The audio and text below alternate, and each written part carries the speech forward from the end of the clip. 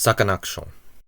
is a Japanese band focused on alternative rock while taking influences from electronic, folk music, and all others outside and in between.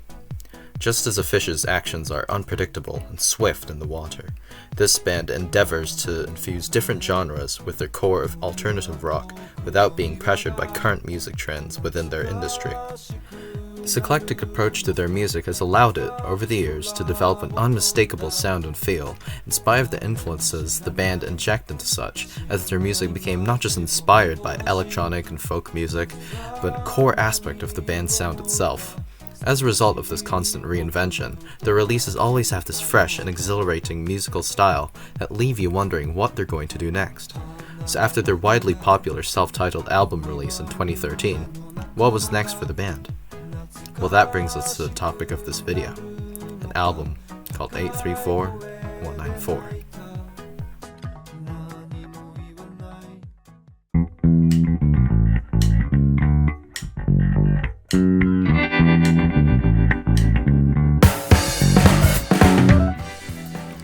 Even before you hear the music that's actually on here, this album distinguishes itself from previous releases due to its two sides being jam-packed with content, coming to a total runtime of nearly 90 minutes.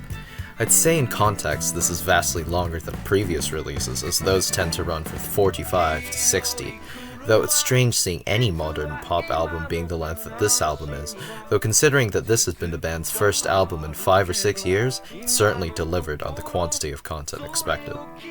In terms of the album's themes, those are made initially clear through its two sides, both being named after the coordinates of places in Tokyo and Sapporo respectively.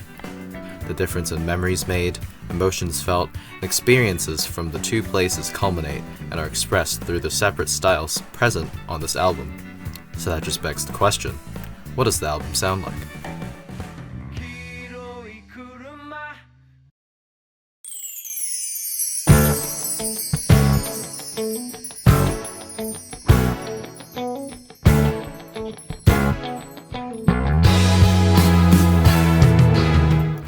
Talk about reinvention.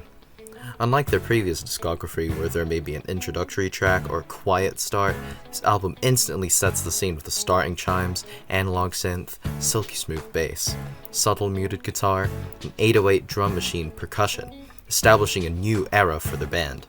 It's a sound straight from the past given the Sakanaction treatment, with the cheerful feel conflicting with the mixed feeling lyricism, as in the intro track, Wasurerarenai no, Yamaguchi talks about loneliness, boring days, and long nights in the new city of Tokyo, yet stays optimistic, saying they'll soon be mere memories as he longs for the day he finds true love.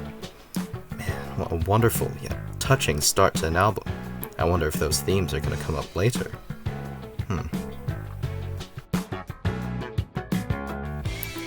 Anyway, these influences from new wave, city pop, and an overall vintage sound seep into most of the Tokyo side, with it being most prevalent in Match to Peanut, Kagerou, and Moth, all of which take the premise of emulating a vintage sound and do it in their own unique way. Whereas Match to Peanut and Moth more directly take their influences from soul and funk, jazz and bebop, Kagerou is more nuanced with the old-sounding style. From its usage of wide synthesizers, pronounced bass, and even a guitar solo. All of that and an upbeat tempo makes for a thrilling track that perfectly bridges the slower beginning section and the more energetic middle section of the Tokyo side. That's not to say Match to Peanut or Moth are lesser in any way, far from it in my opinion, as the former uses its similarities to Earth, Wind and Fire type soul and funk to create this laid-back yet danceable atmosphere, and the latter maintains the sound of old anime openings. Think Cowboy Bebop or Lupin, with brass instrumentation and bongo percussion as finishing touches.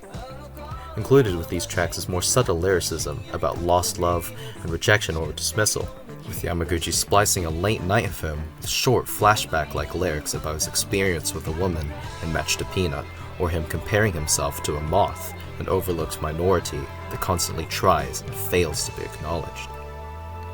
But that's not all these tracks have to offer, as they utilize one of Sakanaction's strongest techniques, build-ups. While Sakanaction has always been great in terms of timing and structure with their songs, they've honed such over the years and is on full display throughout this album's runtime.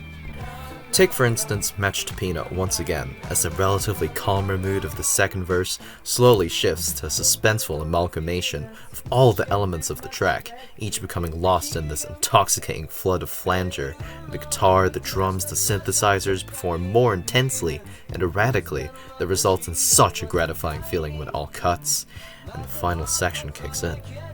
This feeling is further amplified as this build-up seems to drag on endlessly, in a good way of course, increasing the tension and the suspense needed to make this track's build-up so satisfying.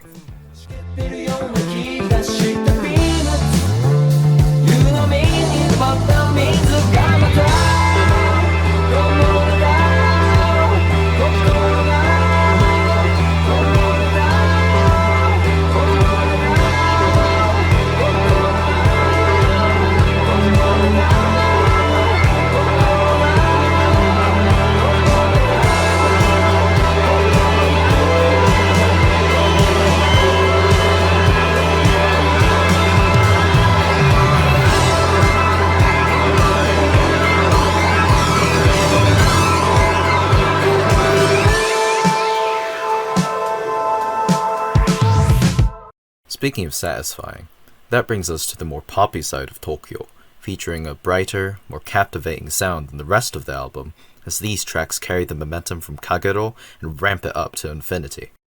One of these more poppy tracks is one called Tabun Kaze.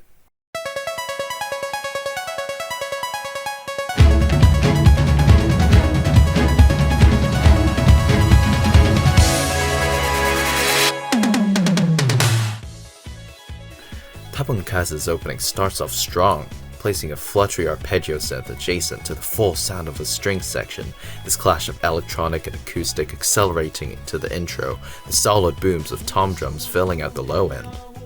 What follows is a track painting a moment almost frozen in time, Yamaguchi awestruck on his bike as he passes a hurried woman sailing in the wind, the interesting sight making him want to be swept away with the wind along with her. This, paired with the instrumental with its strong presence of synthesizers, 808 drum fills and percussion, and delayed guitar riffs just further paint this track's canvas with splashes of color. And in contrast to tracks like Match to Peanut, the build-up in this track instead uses the opportunity to unite all elements of the band together under a hazy atmosphere, which is then burst through, revealing a brief but significant moment of weightlessness. Heavenly pads, reverb and delay shining through, a sustained guitar pierced through the figurative clouds.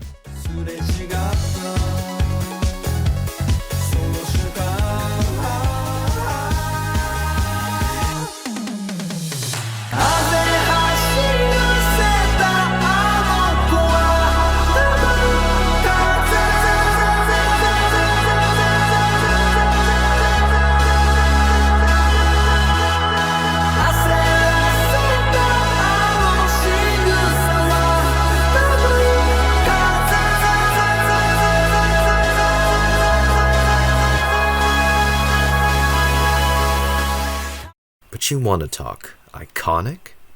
You want to talk distinct? Well, I guess we better talk about...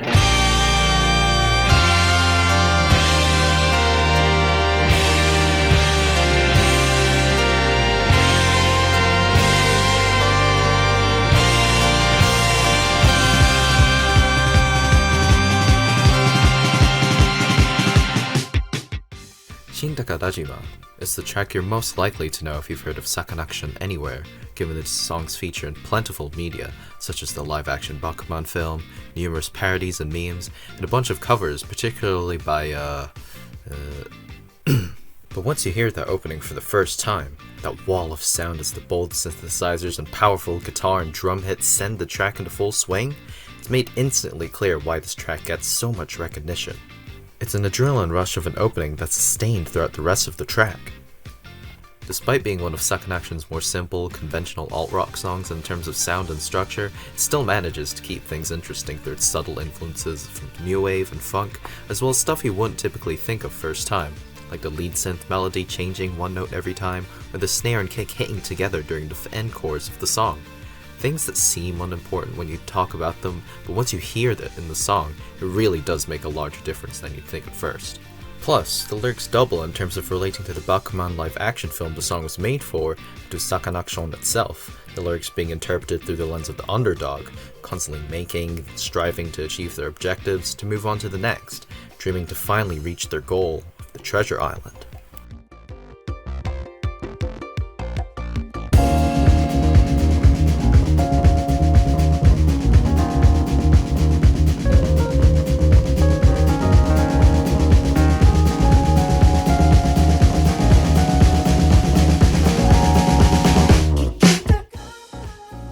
Then to the final section of the Tokyo side, which contains the more low-key tracks of such, the less vibrant aspect unfortunately being to a fault for the most part in my opinion. While Kikitakatta dance music Rikitoru is a decent example of a downbeat song, fittingly danceable and repetitive given the track's purpose and lyrical content, the remix of Eureka and the Tokyo arrangement of September seem to fall short in terms of pacing and overall impact, as the Eureka remix seems to drag on endlessly, though this time not having the tense build-up and climax necessary to make this track worth listening to after the first. I should also point out that the track this remix is based off is on the album itself, making it redundant unless you want to hear a new, fresh outlook on the original track, I suppose. And in the case of the Tokyo arrangement of September, the problem of lacking the tension of a good build-up and climax continues here, this being especially detrimental in hammering in what Yamaguchi has to say on this track, but we'll get to that aspect later. Nonetheless, while being the low point of the album, this final section at least does a decent job in preparing the listener for the second side with its lower tempo and overall calmer tone. Speaking of which,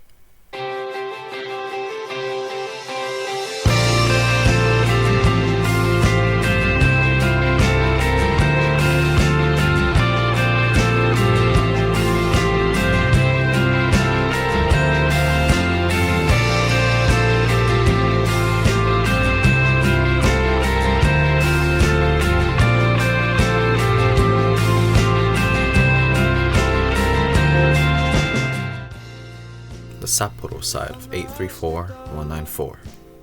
If the music wasn't able to demonstrate it already, Sapporo demonstrates more intimate themes than its Tokyo counterpart, as this half maintains not a poppy, upbeat tone, but a mellower and more emotional one. This can be attributed to the slower tempos, the inclusion of more ballads, and a lack of a structured track order, as instead of having a singular peak of energy, like the first half of the album, this side rather has tracks of varying levels of energy and is structured more like a mix of rock songs and electronic tracks in terms of genre, similar to Young Band's mixtape, thus tying in back to the theme of nostalgia. Even so, this side of the album seems to have its lyrics linked together in terms of their very realistic themes that are just sure to resonate with anyone listening to them. This larger focus on acoustic and rock arrangements, with the more natural sound of the acoustic bass tracks and the prominent clean electric guitar, just adds to the emotion this side of the album has to bring. The sound is instantly established in the first two tracks, Goodbye and Hasu no Hana, the former of which, as typical as it sounds for the acoustic-based ballad that it is, there's no denying that it instantly sets the tone and change in pace of the second half compared to the first, especially with the lyricism throughout the track about the uncertainty of the future, the sheer vastness of the world around you. Hasu no Hana, in comparison, is a noticeably more low-key funk-inspired track, and is thus less side-defining than it is humble, and with its emphasis on lighter instrumentation. This is best reflected in the track's verses, the first being more folky and upbeat with its clean guitar picking and 4-on-the-floor kick, and the second letting Yamaguchi's vocals lead the track on, as the bass, synthesizers, and drums instead meander delicately in the background. An irresistible, relaxing experience, if I should say so myself. That's not to say that electronic arrangements are completely extinct in this side, as Eureka and Nylon no Ito follow, both being quite different in their sound and representation of the electronic side of Sakanaction.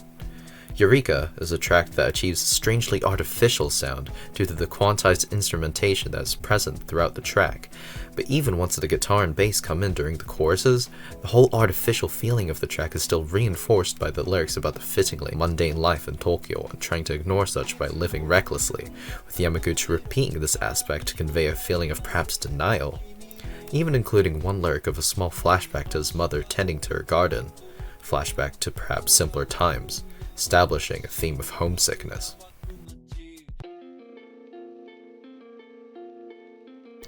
However, Nylon no Ito seems to be more of an electronic ballad, through not only its mainly electronic arrangement, but also through its relatively slower tempo and Yamaguchi's more emotionally driven vocals, fitting for the tragic lyricism of this track about someone's internal conflict of longing to rekindle a past relationship or the warmth another person gave to them, despite the pain the memories with that person caused them now.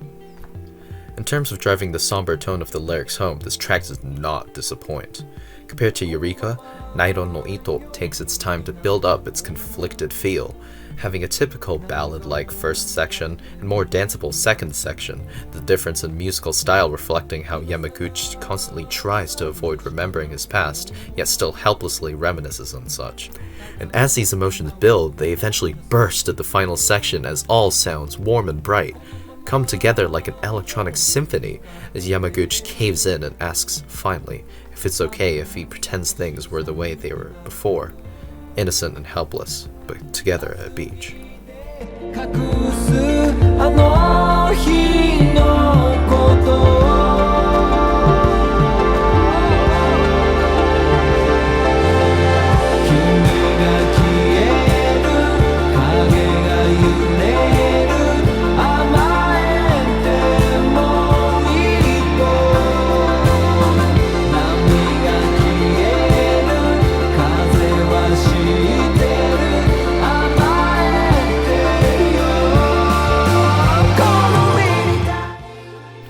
Nylon no Ito is thus a track that pushes Sapporo further into its more serious, gloomy tone,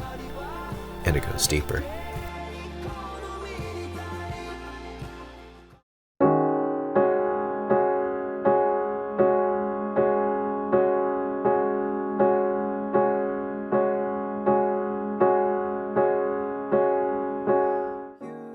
A tea stalk floating vertically is not a common occurrence whenever one has Japanese green tea.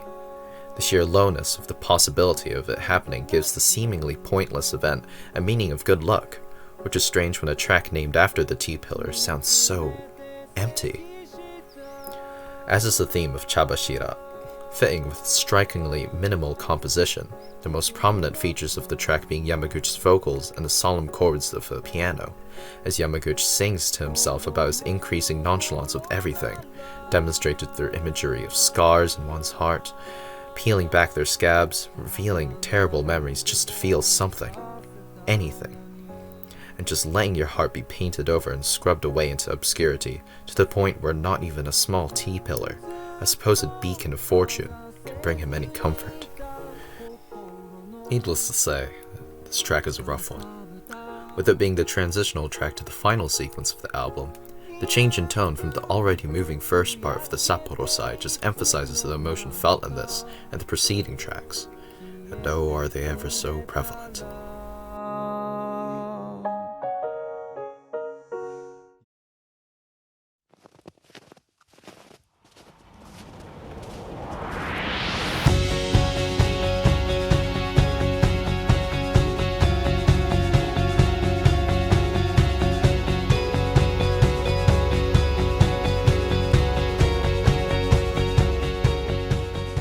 Slow transition plunges us to the world of Wonderland, where influences from post-rock and shoegaze take hold with the track's unorthodox structure and stage-filling sound, the likes of which hasn't been heard before from Sakanaction, adding a layer of boldness in the track that reflects the Sapporo side of this album quite well.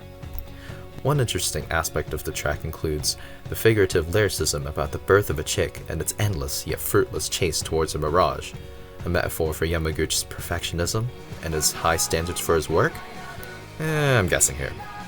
The lyrics for this track could honestly be interpreted in many different ways due to their ambiguous nature, and that factor just adds to my fascination towards it. Or maybe I'm just stupid and let's just not think about that. But yeah, that's Wonderland. The next track... Wait, what?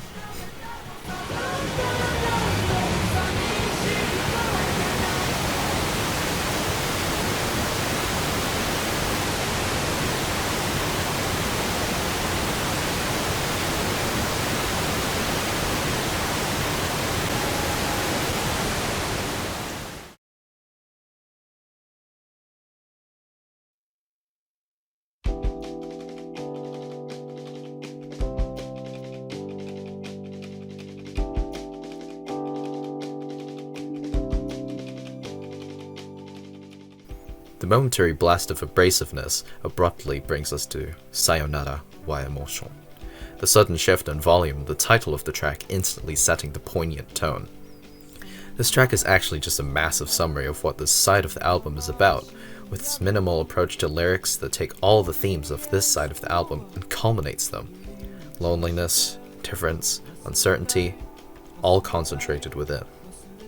The track's side-defining personality is also shown through its sound via the wide, dynamic range achieved, its moments of quiet and loud, and the retraction and introduction of instruments just fitting so well in the place they are in the track. One aspect I particularly enjoyed about the track was its loud moments, as that's where I think Sakanaction truly demonstrated their stadium-filling, heart-pumping alt-rock prowess, especially near the end where a brief moment of quiet is suddenly and utterly broken with the sheer power of emotion, as the track reaches its peak with the most intense instrumentation in this entire album, paired with one of the most raw and emotional lyrical deliveries I've ever heard from Yamaguchi. And it's just such a beautiful, visceral moment of pure catharsis, it's almost impossible to put across its beauty into words that I could ever be satisfied with. As you can tell by this point, I'm definitely hyping this track up a bit, and possibly a bit biased myself, but from the minimal yet impactful lyrics, the well-timed dynamic instrumentation, and the utterly stellar climax, it's clear that my praise for this track is for a reason that it deserves.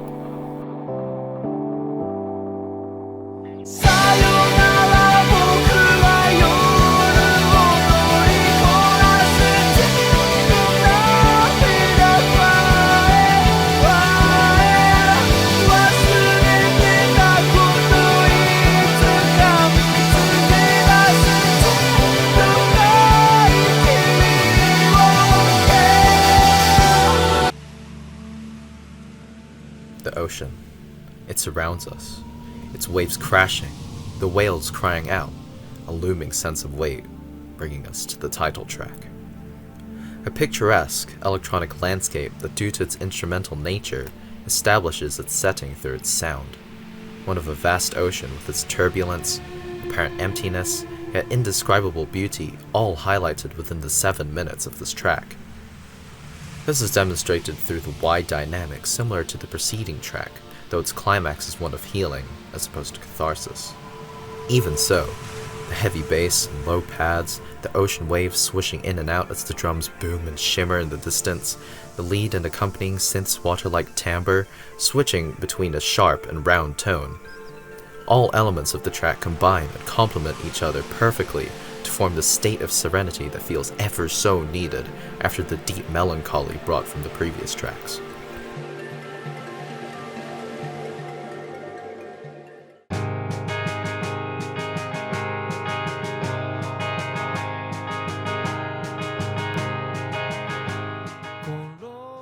The ocean currents lead us finally to the end, the Sapporo arrangement of September. Compared to the Tokyo arrangement, the difference in sound is clear, reflecting on both the difference between the cities themselves and the development Sakanaction has gone through over more than a decade of being together as Sapporo, focus on a much earlier sound than Tokyo, and accomplishes such through its more acoustic arrangement. In that regard, it's more similar to Goodbye in terms of sound, with both being acoustic ballads. However, as these track styles are quite similar, it's the differences between them that make September so special in comparison. Not only that, but the differences in how the themes of the two tracks are shown, where Goodbye's lyrics are also about finding one's purpose in an uncertain, foul world, September features the other important theme of the absolute death. The knowledge that you, your friends, everyone you know and care about will eventually pass away, becoming nothing more than flowers on the earth, or moss in a grave. Yet Yamaguchi continues on, pursuing forwards in spite of his finite limitations, these themes of uncertainty, death, and existentialism, making this track all the more relatable, impactful, and fitting for its ultimate position on the album. On that note, with this track preceding Sayo Nara wa Emotion and this title track, it's made clear what this track's purpose is. While Sayo Nara wa Emotion seems to yield a catharsis within the darkness of its sound, September instead crafts one from the light. The gentle warmth of the clean guitar tone, the laid-back performance of the drums, the subtle yet dynamic electronic instrumentation present throughout, The simple sound of September conjures feelings of hope, optimism, and an indescribable nostalgia that not only emotionally links us to the beginning of the album, but brings a needed relief from the heavy, relatable themes ever prevalent in the Sapporo side. As cliche as it sounds, the song essentially sonifies a sunset, as all of its elements add up, achieving the imagery and feel of the warm glimmer of the sun's rays, its soft sound encapsulating the gentle radiance of the moment that lingers to the very ends of the track. And as the sunset fades into the night, the album is brought to a close.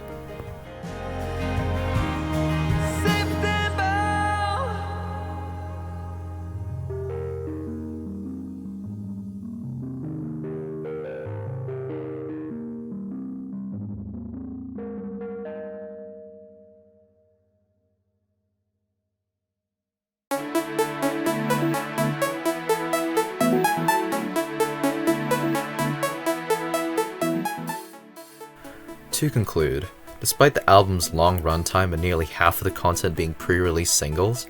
834194 remains as one of Sakanaction's most consistent albums to date. The change in tone from merry to melancholy, and the first to second side, now demonstrating the naive optimism when moving to and experiencing a place for the first time, as well as the reality and issues that all arise when you've begun to shift from a visitor to a resident of what's to be your new home, as well as the acceptance and adaptation to your new life at the end. In a way, splitting this album into half is Sakanaction's alternative approach to bridging the gap to all of their audiences, streamlining the process by placing the more playful, pop-influenced tracks in Tokyo and their more unconventional tracks in Sapporo, allowing listeners to immerse themselves in the initial uplifting, compelling sound, but giving them the option to go deeper into the band's experimentation if they so choose. Compare this to their self-titled album, where this vision was instead spread throughout. All in all, every aspect of this album all adds up to a worthwhile experience filled with both the exciting, addictive peaks of Tokyo, its inspirations from funk, new wave, and city pop bringing out a new and unique, yet familiar Sakanaction sound, the darker, fragile, yet dreamy and cleansing sound of Sapporo that, while using nuanced influences from other genres, seem to me more of a return to their sound's roots, with the air of simpler times nostalgia leaving a bittersweet yet overall satisfying impression once the album comes to a close. An absolute recommendation from me, especially if you're into J-rock or Japanese music in general and you want to hear something fresh, and if you have the 1.5 hours to really listen through it all as intended, and to experience the journey that this album has to offer. But at the end of the day, whether or not you do end up listening and enjoying this album, there's one thing that's definite: I sure as hell liked it.